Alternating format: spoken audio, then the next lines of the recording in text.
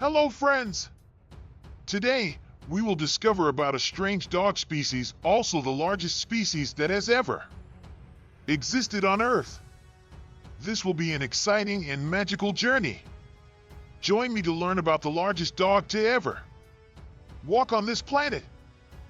You've probably come across the term large felines, which encompasses any member of the genus Panthera, along with two non-pantherine species, the cheetah and the cougar. Collectively, these felines constitute arguably the most accomplished group of carnivores currently thriving on Earth. They hold dominance in roughly 75% of the world's countries, serving as apex predators. This dominance is a remarkable achievement, and their reign extends back millions of years, with the first large felines emerging during the late Miocene some 6 million years ago. However, despite their achievements, these felines are not the sole formidable carnivores. Similar patterns are observed in other animal groups, including the canid family. Members of this family, commonly known as dogs, encompass domesticated dogs, wolves, coyotes, and foxes, among others. Like the big cats, canids have a global distribution. However, unlike their feline counterparts, canids tend to be smaller in size. Even the largest living wild canid, the gray wolf, is only comparable in size to the second smallest big cat, the snow leopard. This raises the question, where are the big dogs? The simple answer is that they are no longer extant. However, once upon a time, giant dogs or canids thrived and ruled various parts of the world. Here on Earth roams the mightiest and most intimidating of creatures, the ancient bone-crushing Epicyon. Despite its status as the largest canid ever recorded, this prehistoric beast remains shrouded in obscurity, its existence known for centuries yet seldom depicted in mainstream media. Unearthed over 160 years back in Nebraska, USA, the holotype included a highly fragmented yet identifiable lower jaw, resembling that of a wolf. Initially deemed a subgenus of Canis due to its likeness, subsequent findings led paleontologists to realize that this was far from an ordinary wolf. As more intact skulls came to light, unveiling their upper sections, it became apparent that the skull's wolf-like appearance was a misjudgment. In truth, owing to its specialized features, this ancient terror sported a head more reminiscent of a lion or hyena. Despite straying from the Canis genus, the remainder of its physique bore resemblance to other canids, prompting speculation about its true identity. The enigma was deciphered through its unique skull characteristics. Its specialized premolar and robust jaw mirrored traits found in just one other known canid group, the Borophaginae. This subgroup, a constituent of the larger Canidae family, comprised 66 species, distinguished by their formidable teeth, compact jaws, and fifth toe, spanning over 15 million years in prehistoric North America. These creatures vary dramatically in size, ranging from smaller than a fox to larger than gray wolves. Unsurprisingly, the Epicyon fell into the latter category. Toweringly colossal, its magnitude inspiring a name that transcended mere canine classification. However, not all Epicyons shared this grandeur. Among them were 3 species, each with its own size variation. The S. savis, I. Isodontoids, and H. Hani, though comparatively smaller, still commanded substantial dimensions. Weighing twice as much as a full-grown German Shepherd, the true giant among them was the Epicyon. Reports suggest that fully grown specimens regularly reached lengths of 2.4 meters or 7.9 feet, standing at a towering 90 centimeters or 35 inches tall at the shoulders. This immense size rivaled that of a grizzly bear in length and matched the height of a wild deer. Such bulk resulted in weights ranging from 100 to 125 kilograms or 220 to 276 pounds on average, surpassing the heft of a leopard and rivaling large jaguars. Moreover, they also displayed significant size variation among individuals, exemplified by a giant humerus bone belonging to an adult weighing approximately 170 kilograms or 370 pounds. This surpassed the weight of any known canid and equaled that of a medium-sized lion, the second largest extant feline. It was this formidable size that enabled to take down larger prey than most canids, both past and present. Yet, its exceptional traits didn't end there. The Epicyon also possessed a ferocious bite unmatched by its canine counterparts. Operating on an entirely different level than most carnivores, the epic boasted not only enlarged premolars but also large canines positioned remarkably close to the back of its lower jaw. This anatomical arrangement facilitated the concentration of force at the tips of its canines during bites, resulting in devastating attacks. These lethal bites were further enhanced by robust muscles and jaw bones. Current estimates suggest that this formidable bite could have exceeded 16,000 newtons, akin to the bite force of large American alligators. With such power, that could effortlessly puncture through the skin, flesh, and bones of various prey, likely inflicting fatal injuries by targeting vulnerable areas such as the neck, head, or spine.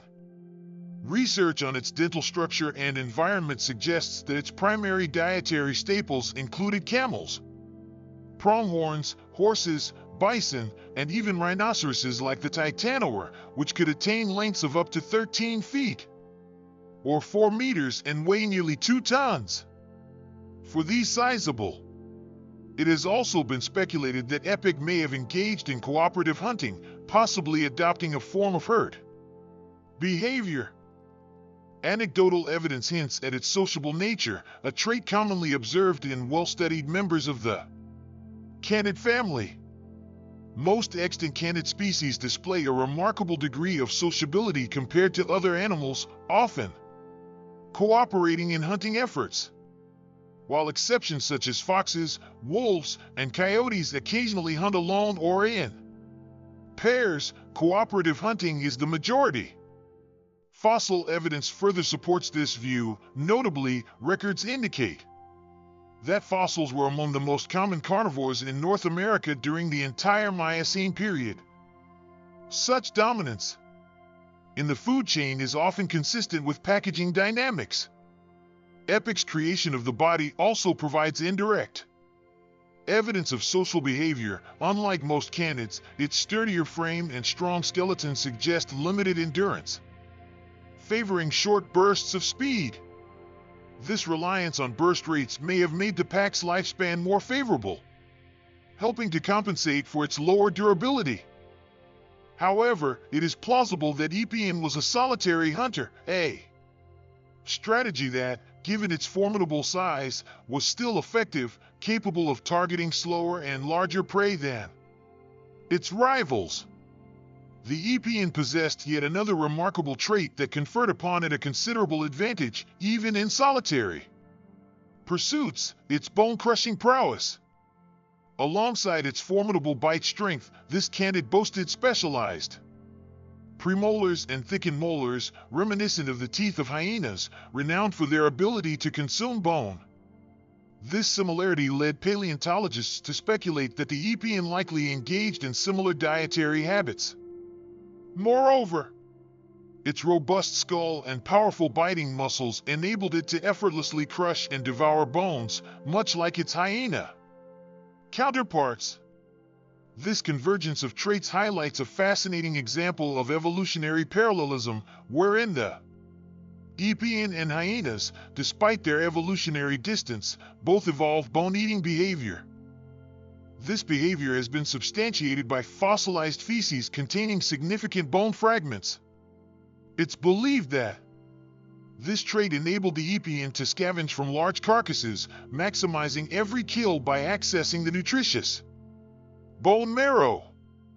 This adaptation proved invaluable during periods of environmental flux as the Epicyon inhabited North America during the early and late Miocene epochs, characterized by fluctuating climates. These challenges prompted the Epicyon to diversify its diet, utilizing its teeth for more than just bone crushing. With molar and premolar teeth resembling grindstones, the Epicyon likely adopted a partially omnivorous diet capable of consuming fruits, tough plants, vegetables, and even occasional invertebrates. Similar dietary flexibility is observed in some extant canids, like the Maine wolf, which, according to studies, derives over 50% of its calories from plant matter. While such a high percentage is improbable in the Epicyon, its adaptability undoubtedly contributed to its survival in varied ecosystems. This adaptable diet proved highly advantageous, allowing the Epicyon to proliferate across vast expanses of what is now America. Its remains have been unearthed in over 10 different states, with evidence of expansion into southern Canada. Throughout these territories, the Epicyon's presence has been linked to a diverse array of habitats, spanning woodlands, savannas, and grasslands to wetlands, cave systems, and transitional edge environments where two different habitats intersect naturally. Due to its extensive habitat range, the Epicyon coexisted with a myriad of other creatures. Among the mammals were Amadon CPUs, Spermophilus parognathus, Euchard dios, Hypocene sorex mais, Loris IP camu, Cerex neo Hyperion nanus, Prostenops, and Tierras. Reptilian inhabitants included alligators, identified crocodiles, rattlesnakes, vipers, boas, rat snakes, king snakes, mud and box turtles, as well as frogs and toads. The region also boasted a diverse array of carnivores, such as Agrium barbarophiles, Eus foxes, bear dogs, and other barophagenes like the parado, martis, Isiroordon, and carpa. The presence of numerous coexisting predators has sparked considerable interest in their interactions with the Epicyon. Unfortunately, direct evidence of such interactions remains elusive. However, given its formidable size, most predators likely avoided confrontations and may have even ceded carcasses to it. Only the Agrithium and Barbarophelus matched or surpassed its size. The Epicyon's longevity in the fossil record, spanning from 20 to just 5 million years ago, underscores its dominance. This impressive time span of 15 million years highlights the remarkable adaptability and efficiency of the Epicyon. Despite its imposing stature, this colossal canine eventually vanished from the Earth. Paleontologists remain uncertain about the exact cause of its disappearance. For a long time, the prevailing notion was that the emergence of giant cats in North America sealed the Epicyon's fate. However, this theory is flawed, as many of these feline counterparts appeared in the fossil record only after the Epicyon's extinction, such as the Smilodon, which emerged 5 million years ago. A more recent and widely supported hypothesis suggests that climate change played a pivotal role in the Epicyon's demise. A decline in global temperatures and an increase in aridity coincided with its disappearance, likely triggering significant shifts in North America's predominant biomes and ultimately leading to the Epicyon's extinction. However, the Epicyon's demise did not mark the end of the era of giant dogs. Other formidable canines, such as the direwolf, ironically not a true wolf, rose to prominence in its wake. Thank you for joining me on this journey through the fascinating world of extinct giants. If you enjoyed this video, don't forget to like, share, and subscribe for more content on prehistoric creatures. See you again in the next video.